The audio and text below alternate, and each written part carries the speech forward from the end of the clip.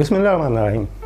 Procurement book page number 8 lecture number 4 part 2। आज हम जो लास्ट वीडियो में 6 पॉइंट बताए थे जो प्रिंसिपल ऑफ प्रोक्योरमेंट है, तो 6 पॉइंट डिस्कस किए गए थे, तो उनको ज़रा डिटेल में डिस्कस करते हैं। नंबर 1 था best value for money. Best value for money से मुराद है कि आप जो भी बाइंग कर रहे हैं उसमें प्राइस लोएस्ट है, क्वालिटी मैक्सिमम है और टाइम मिनिमम है, और प्रोडक्ट जो है वो सस्टेनेबल है। अब ये जो 4 पॉइंट है कि lowest price, best quality of product, minimum time और सस्टेनेबल प्रोडक्ट, ये 4 चीज़ें बेसिकली सप्लाई चेन की भी जान है। सप्लाई चेन का जो फोकस है वो इन 4 चीज़ों के ऊपर ही है कि आपने मिनिमम टाइम में best quality product lowest possible price के ऊपर सस्टेनेबल उसकी लाइफ हो, वो बाइंग करनी है।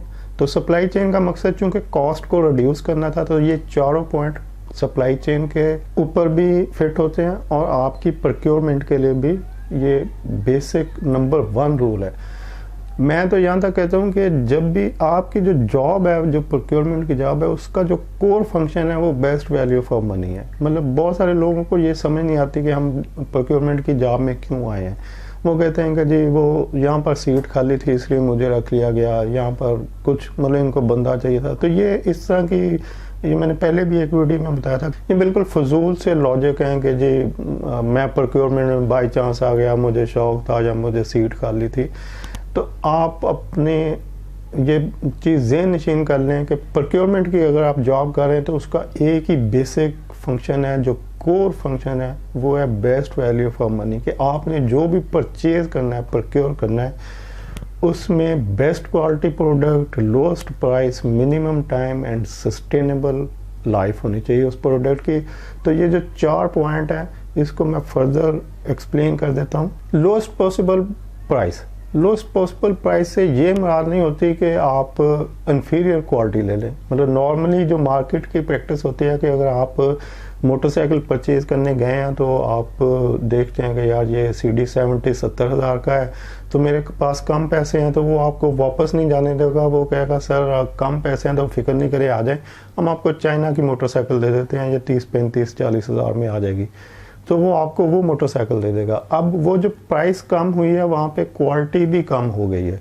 यानी कम प्राइस का मतलब है कम क्वालिटी, ज़्यादा प्राइस ज़्यादा क्वालिटी। BMW और Toyota Corolla, BMW, Honda civic, दोनों गाड़ियों में कीमत का भी फ़र्क है, क्वालिटी का भी फ़र्क है। तो जब भी प्राइस और क्वालिटी को देखा जाता है तो जहाँ पर क्वालिटी बेहतर होती है वहाँ पे प्राइस ज़्यादा होती है, जहाँ पे क्वालिटी कम होती है वहाँ पे प्राइस भी कम होती है। तो ये जनरल सा असूल है। जब भी आप वेंडर से कहेंगे यार प्राइस कम करो, वो कहेगा सर बिल्कुल कर लेता हूँ, लेकिन फिर क्वालिटी थोड़ी कम हो जाएगी।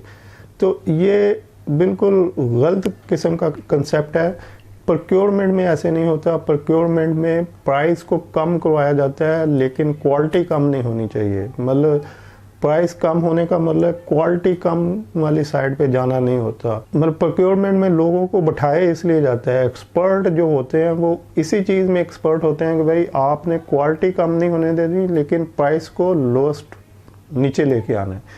अदरवाइज तो आप किसी XYZ को बैठा दें। बल्कि ये 100 साल पहले जब आप हिस्ट्री में देखें तो इस पर भी एक वीडियो अवेलेबल है प्रोक्योरमेंट की हिस्ट्री के। उस वक्त मुख्तलिफ लोग जिनकी जो ज़रूरत होती थी वो अपनी चीज़ें खुद ही परचेज करते थे। कि प्रोडक्शन वाले खुद ही अपना रॉ मटेरियल ले लेते थे, एडमन वाले खुद ही अपने रिलेटेड चीज़ें ले लेते थे, अकाउंट्स वाले अपने, मतलब जिसको जो ज़रूरत है वो डिपार्टमेंट अपने एक बंदे को भिजवाता था और अपनी चीज़ें प्रोक्योर कर लेता था। तो उस वक्त प्रोक्योरमेंट डिपार्टमेंट होते ही नहीं थे। तो प्रोक्योरमेंट डिपार्टमेंट और जब इंडस्ट्रियल रेवोल्यूशन आया, जब मास प्रोडक्शन स्टार्ट हुई, तो उन्होंने सोचा कि यार ये जो हमारा हर बंदा भागा जा रहा है और जो भी उसको रिक्वायर्ड होता है वो जिस कीमत पे होता है अवेलेबल वो उसको पे करता है या थोड़ी बहुत नेगोशिएशन करता है, उसको रेट को थोड़ा सा कम करके तो ले आता है। तो क्यों ना हम यहाँ पे कुछ स्ट्रेटेजिक प्लानिंग वाले लोगों को बिठाएं जिनकी स्ट्रेटजी वो बनाए कि किस तरह से प्लान करें कि किस तरह से प्रोक्योर करना है, और उसके हिसाब से वो इसको प्रोक्योर करें और कॉस्ट सेविंग करें और वो बेहतर क्वालिटी और लोएस्ट प्राइस की तरफ जाएं। तो उसके बाद फिर प्रोक्योरमेंट के लोगों को ऐड करना शुरू किया गया। वहाँ पे प्रोक्योरमेंट डिपार्टमेंट बने और लोगों को हायर किया गया कि भाई आपने इस तरह से, ये हमारी पॉलिसी है, ये हमारी स्ट्रेटजी है कि आप जो भी हमारी प्रोक्योर करें वो इन असूलों के तहत करें।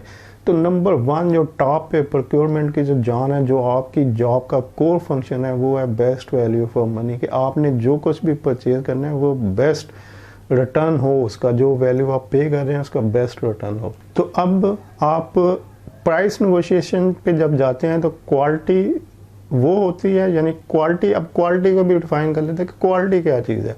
तो बेसिकली क्वालिटी से मुराद वो स्टैंडर्ड है जो आपके एंड यूज़र को चाहिए, यानी एंड यूज़र जिस चीज़ को रिक्वायर कर रहा है, जिस क्वालिटी की चीज़ को रिक्वायर कर रहा है वो क्वालिटी है। अगर आप एंड यूज़र को 10 सैंपल दें किसी भी प्रोडक्ट के कि भाई ये 10 सैंपल डिफरेंट लोगों ने दिए हैं, तो वो जिसको पसंद करेगा, जिसको वो कहेगा कि ये एग्जैक्टली फिट हो रहा है मेरी उस रिक्वायरमेंट के ऊपर, तो वो क्वालिटी है। तो इस तरह से एंड यूज़र की जो, अब कोई नई चीज़ रेयरली आती है, जब आपकी कोई नया प्लांट बन गया, कोई एक्सपेंशन हो गई, कोई नई इनोवेटिव प्रोडक्ट आपने लॉन्च कर दी, या R&D में कुछ चाहिए, तो अदरवाइज आपके पास जितनी आइटम भी प्रोक्योरमेंट में आ रही होती हैं वो रूटीन की आइटम होती हैं, वो ऑलरेडी परचेज हो रही होती हैं, प्रोक्योर हो रही होती हैं, उनमें कोई चीज़ नई नहीं होती, या नहीं होती है तो वो कभी कभार होती है, तो उसके ऊपर दोबारा से वर्क कर लेते हैं।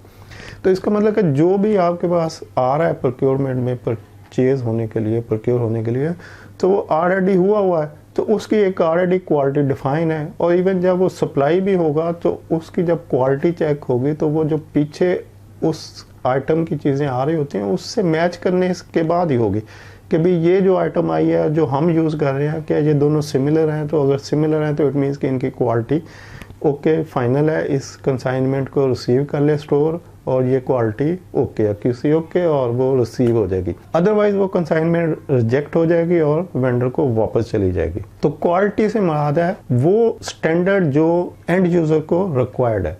तो जब आप एंड यूज़र की रिक्वायरमेंट के अकॉर्डिंगली आइटम को प्रोक्योर करते हैं तो चीज़ वो होती है जो एंड यूज़र को चाहिए, लेकिन प्राइस वो होती है जो आप नेगोशिएट करते हैं। और अब नेगोशिएटेड प्राइस और मार्केट की प्राइस में जो रिटेल प्राइस होती है उसमें फ़र्क होता है। नेगोशिएटेड प्राइस उससे बहुत कम होती है और मार्केट की प्राइस एक फेयर नॉर्मल प्राइस होती है। जैसा कि अगर आप किसी हाइपर मार्केट में जाएं तो वहाँ पे जितनी भी शेल्फ में चीज़ें पड़ी होती हैं उनकी प्राइस लिखी होती है, और वो प्राइस, वही चीज़ अगर आप अपने मोहल्ले में किसी छोटे दुकानदार से, शॉपकीपर से लें तो उसकी प्राइस ज़्यादा होगी, और मार्केट में, हाइपर मार्केट में जो चीज़ पड़ी है उसकी प्राइस उससे थोड़ी कम होगी, क्योंकि उन्होंने डायरेक्ट सोर्स से परचेज़ किया होता है। तो उनके दरमियान जो मार्जिन होता है उसमें से कुछ वो अपने प्रॉफिट में डाल लेते हैं और कुछ आपको डिस्काउंट कर देते हैं।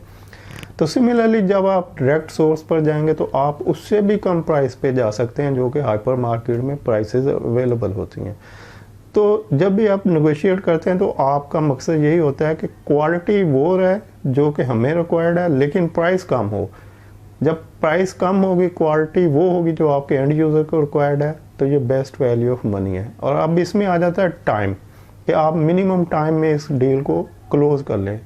तो टाइम ऑलरेडी आपके पास डिफाइन होगा कि जो जनरल आइटम है वो इतने दिन में क्लोज हो जानी चाहिए, जो रॉ मटेरियल है इतने दिन में, या आप एक उसका शेड्यूल बना लेंगे कि जी ये जो रिक्विजिशन मेरे पास अगर डेली 10-15 रिक्विजिशन आ रही हैं तो इसको मैंने इतने टाइम के 2 या 3 दिन के अंदर अंदर क्लोज कर लेना चाहिए। और वैसे भी जो ISO सर्टिफाइड, जो 9001 सर्टिफाइड कंपनी होती हैं, वहाँ पर इस तरह की जो रिक्वायरमेंट होती हैं वो ऑलरेडी डिफाइन होती हैं, उनके सिस्टम में होता है कि हमने किस काम को किस तरह से करना है और कितने टाइम में करना है।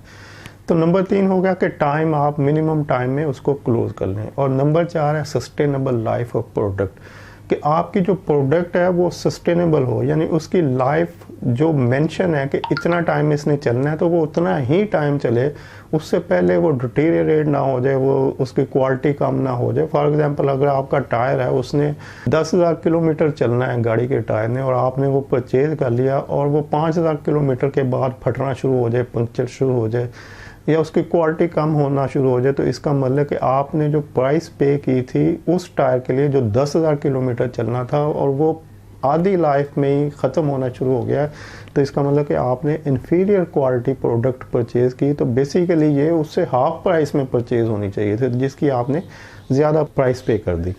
तो सस्टेनेबिलिटी से मुराद है कि उसकी जो एग्जैक्ट लाइफ है, जो डिफाइंड लाइफ है, कि ये जो एंड यूज़र की तरफ से भी डिफाइन है। एंड यूज़र को पता होता है कि ये जो प्रोडक्ट मैं डिमांड कर रहा हूँ इसकी स्पेसिफिकेशन ये है, इसकी लाइफ इतनी है, तो वो उतनी लाइफ चलनी चाहिए प्रोडक्ट। मार्केट में हर तरह की प्रोडक्ट अवेलेबल है। अगर आप एक स्क्रू ड्राइवर लेने जाएंगे तो वो 5 स्टार जो स्क्रू ड्राइवर का सेट है वो 800 रुपये का आएगा। लेकिन अगर आप दुकानदार से कहें कि कम कीमत तो यार दे दो, ऐसे ही बस गुजारा करना है, फीलिंग है, आगे चली गई तो किसी ने नहीं पूछना, तो वो आपको 150 वाला भी स्क्रू सेट का एक बॉक्स दे देगा कि जनाब ये 150 रुपये का है, तो इसको ले जाएं, फिक्र नहीं करें।